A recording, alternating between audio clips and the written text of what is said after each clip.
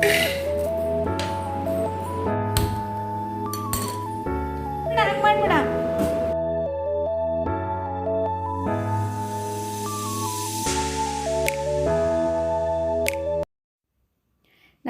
ನಾನಿವತ್ತು ಕೆಂಪು ಮೆಣಸಿನಕಾಯಿನ ಚಟ್ನಿ ರೆಸಿಪಿನ ಶೇರ್ ಮಾಡ್ಕೊಳ್ತಾ ಇದ್ದೀನಿ.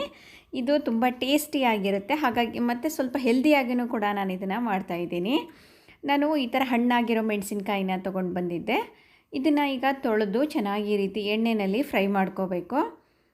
ಒಂದು 3-4 ನಿಮಿಷ ಇದು ಕಡಿಮೆ ಫ್ಲೇಮಲ್ಲಿ ಚೆನ್ನಾಗಿ ಫ್ರೈ ಆಗಬೇಕು. ಅದರಲ್ಲಿರುವಂತಹ ಹಸಿ ಘಾಟೆಲ್ಲ ಹೋಗುತ್ತೆ. ಇದನ್ನು ನಾವು 1 ವೀಕ್ವರೆಗೂ ಫ್ರಿಜ್ಜಲ್ಲೆಲ್ಲ ಹೊರಗೇ ಸ್ಟೋರ್ ಮಾಡ್ಕೋಬೋದು.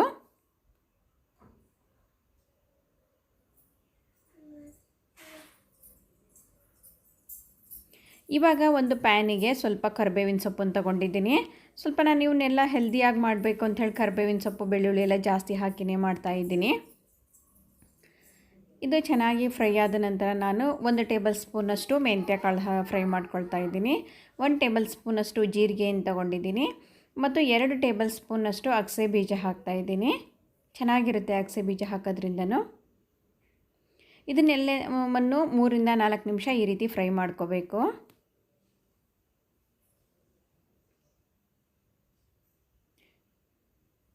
ಇದನ್ನು ಇವಾಗ ಮೆಣಸಿನಕಾಯಿನ ಜೊತೆ ಮಿಕ್ಸ್ ಮಾಡ್ತಾ ಇದ್ದೀನಿ.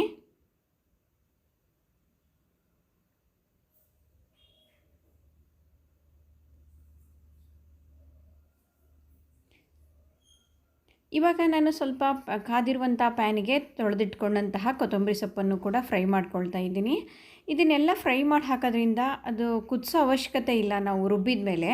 ಮತ್ತು ಇದು ತಡೆಯುತ್ತೆ, ನಾವೆಲ್ಲ ಫ್ರೈ ಮಾಡಿರೋದ್ರಿಂದ ಯಾವುದು ಹಸಿಯಾಗಿರಲ್ಲ. ಹಾಗಾಗಿ ಈಗ ಸ್ವಲ್ಪ ರುಚಿಗೆ ತಕ್ಕಷ್ಟು ಉಪ್ಪನ್ನು ಹಾಕ್ಕೊಳ್ತಾ ಇದ್ದೀನಿ.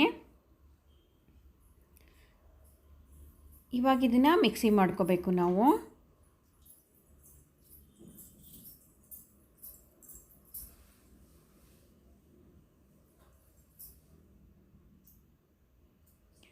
ಇವಾಗ ಅರ್ಧ ಇದು ಮಿಕ್ಸಿ ಆದ ನಂತರ ಬೀಜ ಸ್ವಲ್ಪ ನುಣ್ಣಗಾಕೆ ಟೈಮ್ ತಗೊಳುತ್ತೆ. ಇವಾಗ ನಾನು ಇದನ್ನ ಕುದಿಸಿಟ್ಕೊಂಡಂತಹ ಹುಣಸೆ ಹಣ್ಣನ್ನು ಹಾಕ್ತಾಯಿದ್ದೀನಿ.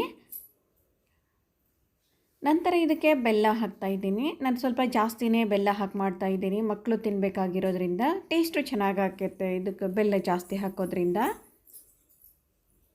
ಒಂದು 4 ಟೇಬಲ್ ಸ್ಪೂನಷ್ಟು ಬೆಲ್ಲ ಹಾಕಿದ್ದೀನಿ. ಇದನ್ನು ಇವಾಗ ಅದು ನುಣ್ಣಗಾಗೋವರೆಗೂ ಒಂದು 5-6 ನಿಮಿಷ ಚೆನ್ನಾಗಿ ರುಬ್ಕೋಬೇಕು.